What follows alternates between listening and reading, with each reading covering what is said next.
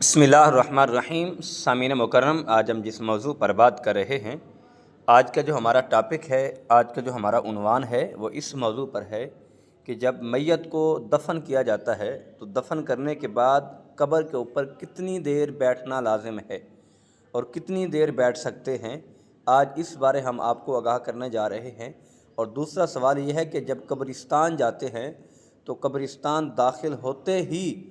السلام علیکم یا اہل القبور یعنی قبر والوں کو سلام کریں تو کیا سب قبرستان والے سنتے ہیں یا ایک ہی سنتا ہے؟ اور اس مسائل پہ ہم آپ کو آج آگاہ کرنے جا رہے ہیں۔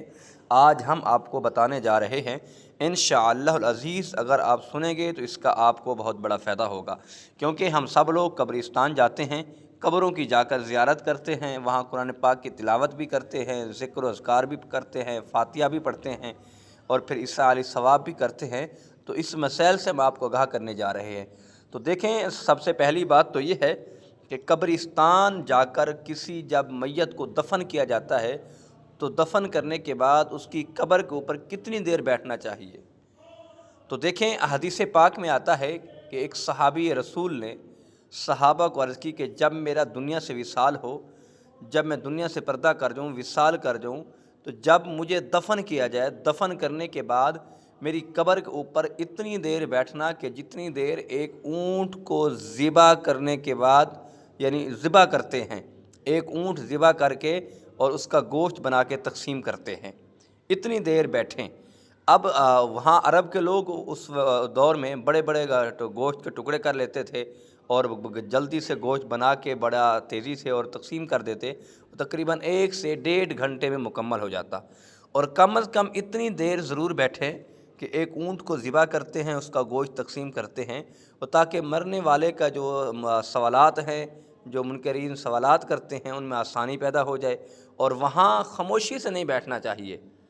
وہاں قرآن پاک کی تلاوت کرتے رہیں، ذکر و اذکار کرتے رہیں، کلمہ شریف کا ورد کرتے رہیں، یا آقا کریم علیہ الصلاۃ والسلام کی نعت پڑھتے رہیں، یعنی کوئی خاموشی نہ توڑیں اور قرآن پاک پڑھیں، ذکر و اذکار کریں، کلموں کا ورد کریں، سورۃ یاسین پڑھیں۔ اب آواز کتنی بلند ہونی چاہیے؟ یا دل میں ہی پڑھ سکتے ہیں تو کم از کم اتنی آواز میں ضرور پڑھیں کہ آپ کے اپنے کان ضرور سنیں کہ پڑھنا تم کیا پڑھ رہے ہو،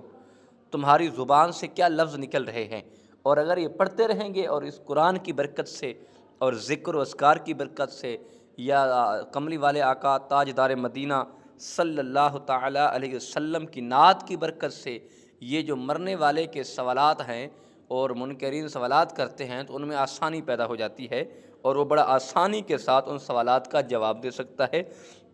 یعنی اسے کوئی گھبراہٹ یا اسے ڈر نہیں ہوتا، اسے پتہ ہوتا ہے کہ اوپر میرے پاس کوئی بیٹھا ہے۔ یقیناً یاد رکھیں، تو یقیناً یاد رکھیں، ہم نے قبرستان میں جا کر السلام علیکم یا اہل القبور، اب ایک قبر کا یہاں ذکر نہیں کیا گیا کہ آپ اپنے والد کی قبر پہ جا کے سلام کرتے ہیں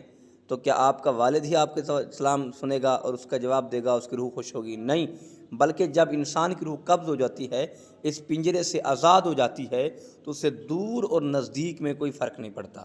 یعنی دور ہو نزدیک ہو، دور ہو کے سلام کریں یا نزدیک ہو کے، اور جہاں بھی آپ سلام کریں وہ آپ کا سلام سنتے بھی ہیں، بلکہ حدیث پاک میں آتا ہے اس کا جواب بھی دیتے ہیں۔ اور اللہ پاک ہمیں آخرت کی تیاری کرنے کی توفیق عطا فرمائے، اور اللہ ہم سب کا حامی و ناصر ہو۔ وما توفیقی الا باللہ العلی العظیم۔